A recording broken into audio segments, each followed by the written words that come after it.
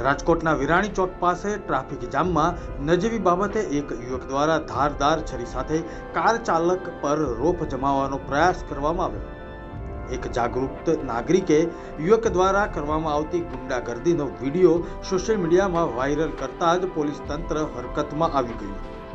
Scooter number અને અન્ય સૂત્રો દ્વારા યુવકની ઓળખ કરીને સરઘસ કાઢવામાં આવ્યું। કાયદો આવી રીતે કડક હાથે અમલ કરવામાં આવશે તો નજીકના ભવિષ્યમાં લોકો રાહતનો શ્વાસ લેશે તેવું નાગરિકોનું કહેવું છે। પોલીસ તંત્ર અત્યારે હાલ તો અસામાજિક તત્વોને ડામવા સક્રિય છે।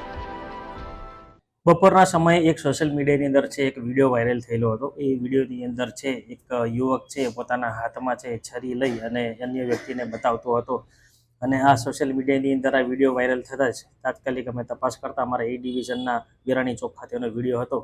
એ વિડીયોના આધારે તાત્કાલિક ગાડીનો જે નંબર મેળવી અને ગાડીના નંબરના આધારે ડિટેલ મેળવી અને આરોપી સુધી પહોંચી અને ડિસ્ટાફની ટીમે છે ખૂબ જ ટૂંકા ગાળાની અંદર છે આરોપીને દબોચી લીધો હતો।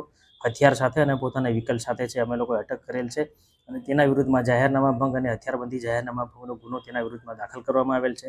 આરોપીનું નામ છે દિવ્યરાજસિંહ રઘુવીરસિંહ જાડેજા છે।